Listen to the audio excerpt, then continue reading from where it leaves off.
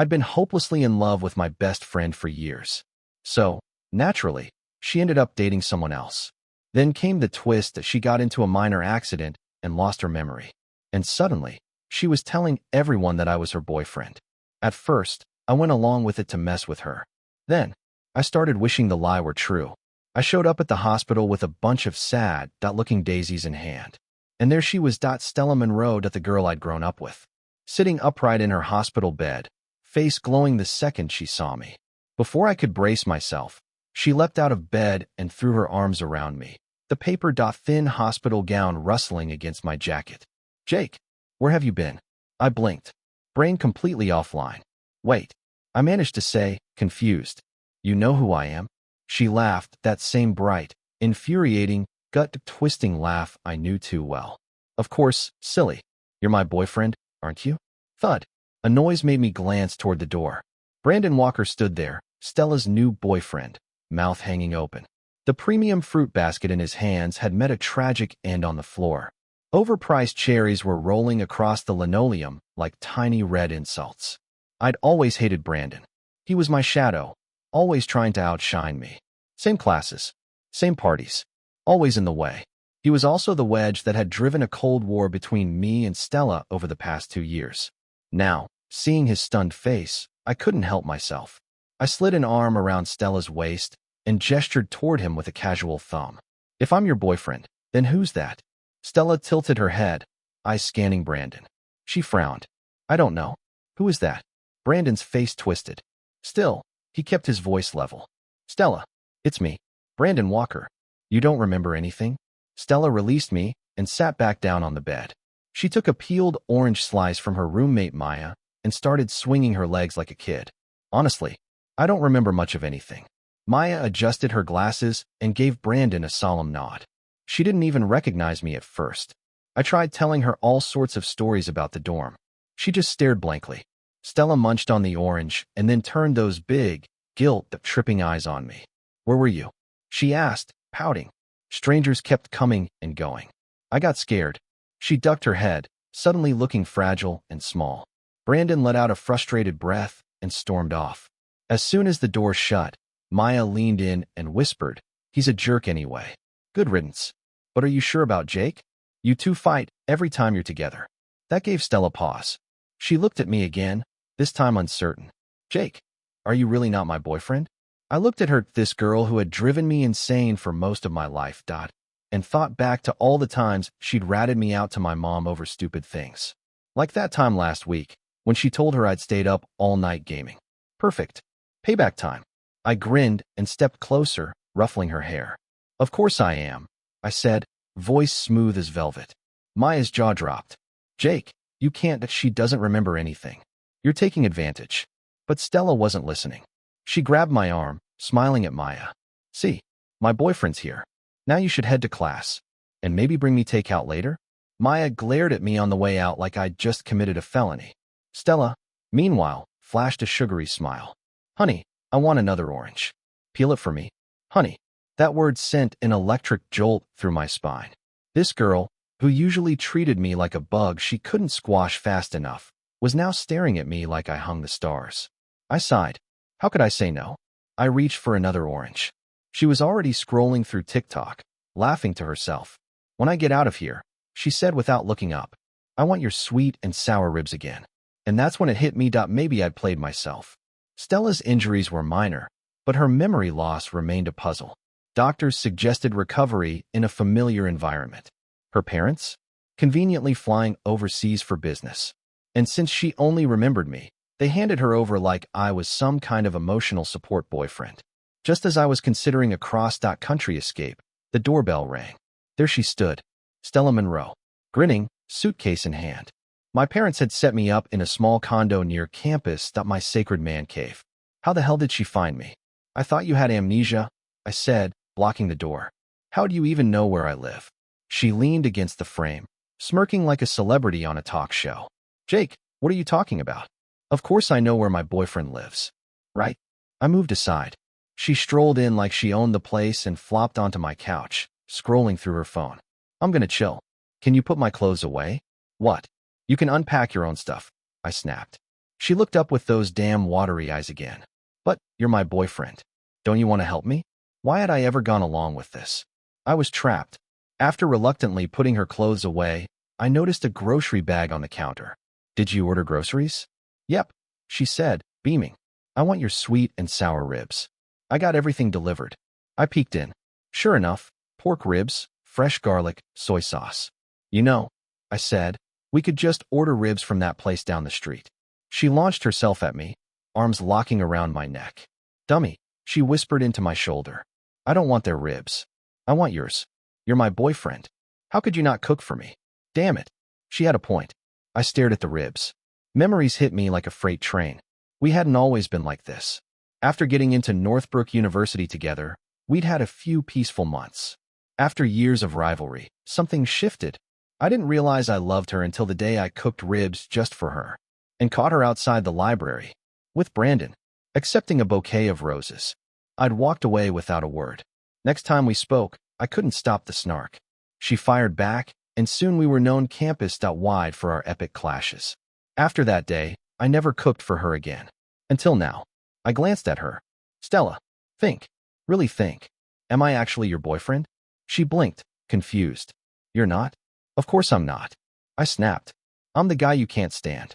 Your real boyfriend is Brandon. The guy you basically chased out of the hospital. Her face fell. A long silence. Then, but we're still best friends, right? Her voice wavered. We grew up together. That part's real, isn't it? I still want your sweet and sour ribs. She really was a manipulative little foodie. I huffed and stomped into the kitchen with the groceries. Halfway through prep, a knock came at the door. Before I could move, Stella had already opened it. And there was Brandon. You really don't remember me? He asked. Stella, I'm your boyfriend. This guy Jake, he's just taking advantage of you. He was barely keeping it together. Stella didn't respond right away. She looked back at me, then turned to Brandon. I'm sorry, she said calmly. I don't remember you. And if something happened between us, I apologize. But I have no memory of it. Brandon tried to reach for her hand. She pulled away. You don't understand, he said. Jake is the last guy you'd ever want. If your memory comes back, you'll regret this. Stella looked at me again. My heart pounded. Then she said, loud and clear, even if we weren't dating, Jake and I grew up together. I've been in love with him for years. I know exactly what I'm doing. My jaw nearly hit the floor. That night, she ate every rib on her plate, and 2 entire bowls of rice. I had to admit, I was irrationally jealous. How could someone eat that much and still stay so damn skinny? And so, just like that, Stella Monroe became my unofficial, amnesia-stricken roommate, which also meant I got evicted from my own bed and relegated to the couch for a week. When the new semester finally kicked off, walking onto campus with her was like unleashing a nuclear-level gossip bomb. The stares we got from people who knew our history were nothing short of legendary. It was like seeing a cat and a dog walking hand in hand, utterly unnatural. But Stella? Completely unfazed. She pointed across the street at a bubble tea shop and squealed, Ooh, I want one. Let's go? I froze. Brandon Walker was standing right in front of the shop, arms crossed and face stormy. His glare drilled into my spine. But amnesiac Stella didn't care. She grabbed my hand and pulled me right past him, not even sparing a glance. To breathe again, I told her I needed to focus on a research project and moved back into my dorm. It bought me some peace, until my birthday. Walking back to my dorm, I noticed a crowd gathering on the quad. And then I saw her, Stella, standing there with a bouquet the size of a toddler in her arms. Someone from the crowd shouted, Did hell just freeze over? The campus queen is chasing her mortal enemy? I pushed my way through the crowd and grabbed her arm, mortified. What the hell are you doing? I hissed. She blinked innocently. You're my boyfriend. I wanted to surprise you. Isn't this what couples do? Looking into her eyes, sincere, warm, completely unaware of the chaos she was causing, I felt something inside me finally snap. Or maybe melt. Maybe I should just stop fighting it. Stop questioning how or why she felt this way. Just take what the universe had dropped in my lap and hold on while it lasted. This time, I didn't push her away. I pulled her into a hug and whispered, Thank you. This is, honestly, the best birthday surprise I've ever had. Her arms wrapped around me gently, and I inhaled the soft, sweet scent of her shampoo. For that one perfect day, I had everything I'd ever wanted. We ended up driving to the beach. watching the sunset bleed across the sky in streaks of tangerine and rose. Stella leaned her head on my shoulder. "This is perfect," she murmured. "We've known each other forever. I've loved you forever. And now, you finally love me back." My chest tightened. The feelings were real. But then my brain kicked in. "Wait, who said I love you back? Ask me again when you're not suffering from amnesia." She grinned and sprang to her feet. "Hey, remember that barbecue place behind our high school? It's still open, right? Let's go?" Before I could answer, she grabbed my hand and started running toward the old neighborhood. Watching her hair flying behind her, I was hit with another memory. Back in high school, even though we were academic rivals, I'd sneak out during study hall to get her ribs from that exact place. And even with her memory gone, somehow, she'd remembered. But good things never last. Brandon escalated. He took the fight to social media. He posted some long, whiny essay about how his friend was exploiting his girlfriend while she had amnesia. And to seal the deal, he attached a blurry video clearly filmed in some dive bar. It showed a girl who looked a hell of a lot like Stella pulling him in by the tie and confessing her love. The internet exploded. Within hours, we were trending on Twitter. Northwood star crossed enemies. The song Eris and Vance Family Heir have hated each other for years. Now he's in love with her? Brandon finally gets the girl and she forgets him. Heartbreaking. Stella Song and Jake Vance trending. What's the real story? Suddenly, I was the villain in everyone's eyes. Even leaving my condo meant getting mobbed by bloggers and wannabe TikTok reporters shoving phones in my face. How long have you loved Miss Song? What will you do when she remembers? What would I do? Crawl into a hole and die? Probably. I was fighting through the crowd, my teeth clenched, when I saw her. Stella stood just outside the fray, clutching a paper bag, my breakfast. Her face was confused, like she hadn't expected this war zone. "Jake?" She called out, trying to reach me. "No, Stella, stay back." I shouted. Too late. They turned on her like wolves smelling blood. "Miss Song, is it true you have amnesia? Do you really not remember Brandon Walker? Why did you choose Jake Vance instead?" Her face went pale. Her eyes darted around in panic. "Jake?" she whispered. Something inside me snapped. I tore through the crowd like a wrecking ball, shoving cameras and microphones aside, desperate to reach her. I heard someone scream. Then my heart stopped. She'd been standing on the top step of my building, trying to back away. One bad step, and she slipped. Her head slammed against the metal railing on the way down. I reached her in seconds, dropping to my knees, cradling her against me. "Call an ambulance," I barked, pulling out my phone with trembling fingers. I looked up at the crowd, fury boiling in my veins. "Are you happy now?" I warned. "If anything happens to her, I swear I'll sue every last one of you into the ground." The vultures finally backed off. In my arms, Stella stirred and groaned, touching the back of her head. Her eyes fluttered open. She looked at me, puzzled. "What happened?" she whispered. "Jake, why are you here?" My stomach dropped. She remembered. I rode with her in the ambulance, numb with fear. I called Maya along the way. She met me at the hospital, furious. "I thought you said you'd take care of her," she snapped. "This is how you protect her?" I didn't defend myself. My voice was flat. "I think she remembers everything." That shut Maya up. I handed her Stella's bag and phone. "Go be with her. I'm probably the last person she wants to see right now." She took the stuff silently, but as I turned away, she called after me. "Jake." For what it's worth, Brandon was never her boyfriend. I stopped. "What?" But the nurse opened the door to Stella's room, and Maya disappeared inside.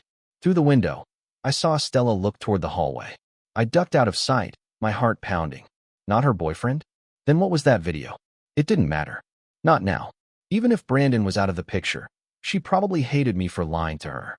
I went back to my condo in a daze. Everything inside reminded me of her. Her sweater draped over a chair. Her mug still drying in the dish rack. It all felt like the ruins of a dream I was never meant to have. I turned my phone off and sank into silence. The next morning, my best friend Mark called and shattered it. "Dude, where are you? Have you seen Twitter?" I groaned into my pillow. "Sleeping." "Why?" "Sleeping. Bro. Stella Song just dropped a bomb. And you, the male lead, are napping." "What are you talking about?" "You need to check Twitter. Now." I grabbed my phone. Stella Song and Jake Vance were trending with a red viral tag next to them. My hands shook as I clicked in. Pinned to the top of Stella's official account was a long, heartfelt message. Practically an open letter. She told the whole story. From the beginning. Brandon was never her boyfriend. The day I saw them with the roses, she'd asked him to pick them up for me. It had been my birthday, and she'd planned a surprise dinner. But I'd seen them and assumed the worst, storming off like an idiot. She'd let me stew in it, just as stubborn as I was. The bar video? A deep fake. Brandon's family had been trying to claw their way into the Song family's circle for years. He'd tried everything, flirting, faking stories, and when that didn't work, a forged confession video. Stella's post laid it all bare, and in one masterstroke, made every one of Brandon's claims look like the pathetic lies they were. The internet's verdict came fast, and it was ruthless. So he was the manipulative one all along, who uses a deep fake to slander a girl with amnesia. Actual garbage. If Jake and Stella weren't so in sync, he might have gotten away with it. Bet he even hired those reporters. Brandon White is straight up evil. I didn't need to read anymore. I couldn't. My mind was spinning with just one thought. Stella, still lying in a hospital bed. I jumped out of bed, bolted to the kitchen, and started making an apology breakfast. Thank God I still had ingredients left. I fried a batch of her favorite dumplings, packed them neatly in a container, and was just about to swap out of my spent 0.24 hours the crying hoodie when my front door creaked open. Stella stood there. In her hands, a spiky durian. You're already out of the hospital? I blinked, brain clearly still buffering. She plopped the durian down on the counter, then noticed the container on the table. Are those for me? Before I could answer, she'd already popped the lid open. Oh my God, she gasped, eyes lighting up. How did you know I was craving these? Yours are the best. Hey, wash your hands first. I yelped, finally snapping out of it. She just giggled, happily chewing like she hadn't nearly died days ago. For weeks, I'd lived in dread that the moment she remembered, she'd disappear from my life.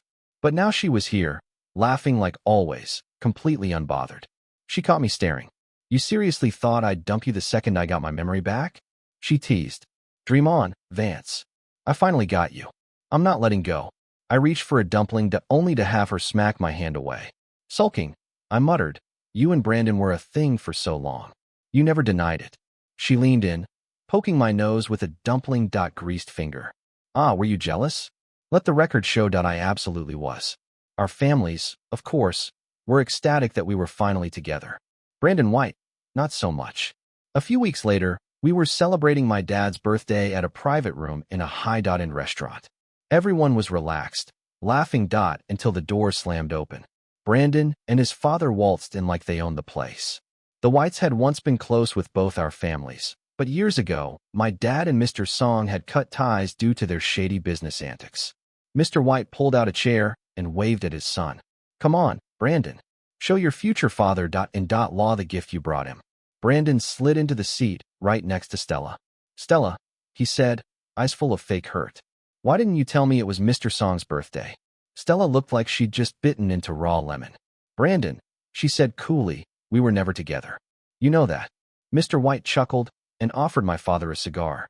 Now, David. Remember the old days? When our wives were pregnant, and we promised to unite the families. My dad's jaw clenched. Stella looked visibly uncomfortable. I squeezed her hand under the table. That was a long time ago, my dad said carefully. Kids grow up. They make their own choices.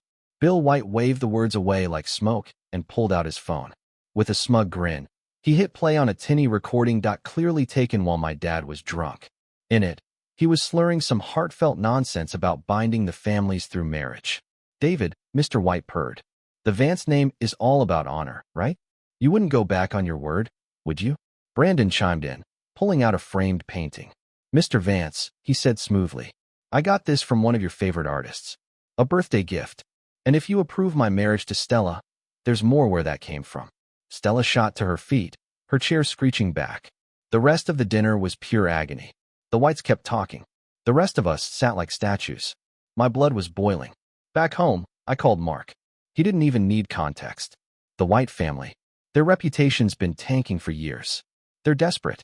Brandon had used Stella to claw his way back into relevance. That fury I felt before? It was nothing compared to what I felt now. But before I could retaliate, karma stepped in. The Whites made one last gamble trying to forge a marriage alliance with the Crawfords, the richest family in the state. Problem: The Crawford heiress already had a boyfriend, an MMA champion. Brandon tried to woo her anyway. He left the restaurant in an ambulance. A video of the beatdown went viral within hours. And that was just the beginning. Online sleuths pounced. Dirt came pouring out. Financial fraud, shady deals, a mountain of scandals. Then the final nail. Someone uncovered that Brandon had caused Stella's original accident. He'd poured oil on the steps she used every day, just so he could heroically save her. My rage erupted. I released everything. Photos, texts, proof of Brandon cheating his way through college. And Mark, my brilliant, chaos-loving best friend, dug even deeper. Turns out Brandon's dad married into wealth, cheated, and was likely involved in his wife's suspicious death. With that, the authorities stepped in. The White family was toast. That night, on my way home, I stopped to pick up Stella's favorite foods. And a bottle of champagne. It was time. When I opened the door, smoke hit me in the face. Stella? I bolted into the kitchen. There she stood, surrounded by smoke, staring mournfully at a charred, unidentifiable blob in the pan. I got this, I said, grabbing the pan and dumping it in the sink. Then I turned to her, grinning. Stella Monroe, you are officially banned from this kitchen. For life. Our engagement party was held just after graduation. Leah was there, of course. I spotted her chatting with Stella near the buffet. Look at that blockhead Jake, Leah was saying, smirking. If I hadn't faked that amnesia plan with you, would he still be sulking in his dorm room while you married someone else? Stella laughed. Don't you dare tell him. But yes, genius plan. Forced us both to stop being cowards. After all those years of bickering, one of us had to give in. I paused in the doorway, hearing every word. A smile tugged at my lips. This clever, chaotic, impossible woman. I stepped into the room, and they both went silent. Winking at Stella, I held out my hand. Come on, babe, I said. Let's go say hi to our guests.